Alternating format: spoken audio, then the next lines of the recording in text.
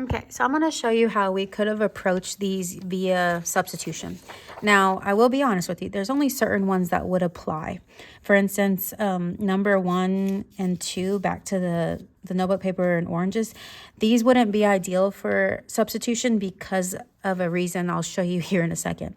So if I approach substitution, for instance, 3 and on, if you remember, the original equations were x plus y equals 548, and then the second equation was 6.50x plus 3.50y equals 2,881.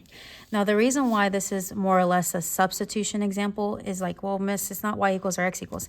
It's because I can make this one y equals or x equals with one simple step. For instance, I can subtract x and make it y equals, or I can subtract y and make it x equals. So since we're used to seeing in slope-intercept form, I'm going to subtract x. So this becomes y equals negative x plus 548. So you see why this would more or less not be ideal for these two, because it wouldn't require one step. Elimination is almost necessary for those two. So I'm going to again just show you where substitution comes in handy. So if you remember substitution, since I know y now is negative x plus 548, I'm going to substitute it in here. Again, this probably wouldn't be my go-to as far as like how to solve using word problems, but not much harder, I guess, in a way, just probably more steps in a way. So I've substituted it in. Remember, we distribute and solve. So 6.50x is negative 3.50x plus 1918. And then combine like terms. So 650 minus 350 would be 3x plus 1918. And then I subtract, which 2,881 minus 1918 would be 963. And ironically, a lot of these numbers are similar to what we did with elimination, but different steps, of course. So x equals 321. And then again, to figure out what the y is, I would plug that back into the original. So we'd still get the same y value of 227 that we found earlier. Sorry if that was outside of the screen. But so let me show you that again for like number 4. So if you remember the original for number 4, it was x plus y equals 321, and then we had 3.50x plus 2.50y equals 937.50. Now again, this is ideal for substitution only because it requires me one step on this first equation to change it to y equals or x equals. Let's try x equals this time. So x equals would be just x equals negative y plus 321, because I would essentially move the y.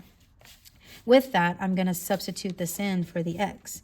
So it'd be 350 parentheses negative y plus 321 plus 2.50y equals 937.50.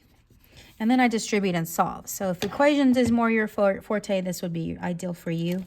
So it'd be negative 3.50y plus 1123.50 plus 2.50y equals 937.50.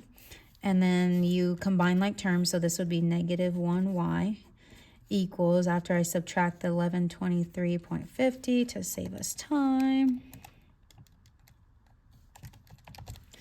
it would be negative 186, but then we would divide by negative 1, so y would be positive 186, which is what we got for the child's ticket originally. And then to figure out what the adult ticket was, I would substitute it back into the original and subtract. So it would be 135.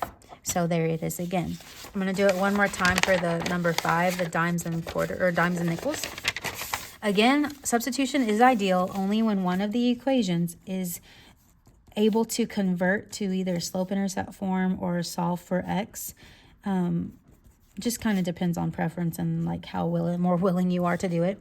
So this one I'm going to solve for y, which means it would be y equals negative x plus 42.